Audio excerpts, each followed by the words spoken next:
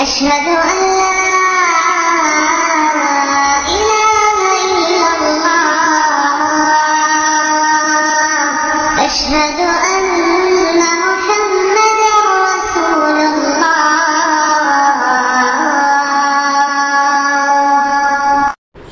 ابھی حفیظ بھائی بات کر رہے تھے کہ ان کا بھائی اندر داخل ہوا کہ باہر ایک رکشہ والا کھڑا ہے۔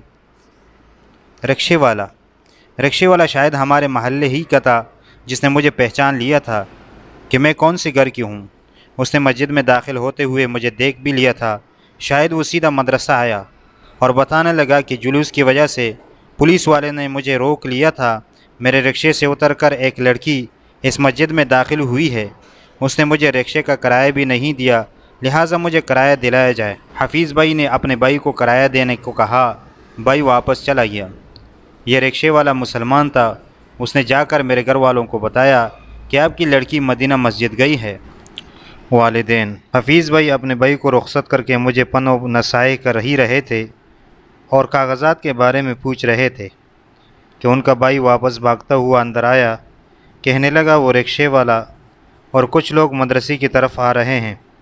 دفتر میں بیٹھنے والوں کو شیشے میں سے باہر کا منظر صاف نظر آتا ہے۔ اچانک میری نظر باہر کی طرف گئی۔ میرے ابو امی اور بہت سے عزیز سامنے سے رکشے والے کے ساتھ اندر آ رہے تھے۔ میں نے فوراً چونک کر کہا میرے ابو ساتھ ہیں۔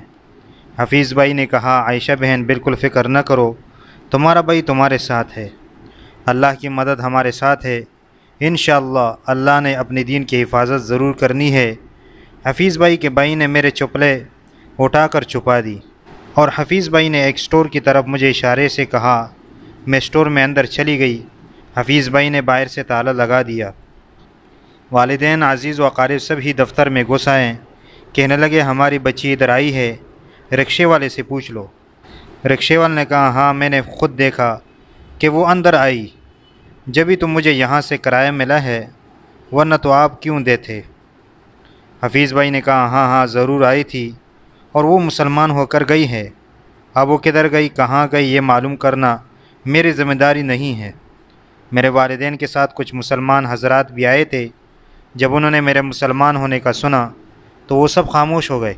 تھوڑی دیر کے بعد حفیظ بھائی کی ذرا زوردار آواز آئی۔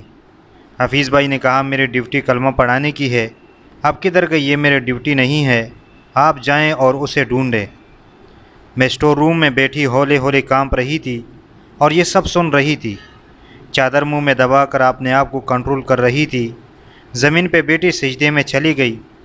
میرے مولا اپنے دین کے رکھوالے، میرے ہمت بھی قائم رکھ، مجھے ہمت و استقامت دے، ان پیروں کے نشان مٹھا جن پیروں میں لرزش ہو، ثابت قدمی کے مضبوط نشان عطا فرما، تیرے در پہ یہاں تک آ گئی ہوں، آگے کی منزل تو ہی عطا کر، اب تو اس دل کو تیرے قابل بنانا ہے مجھے۔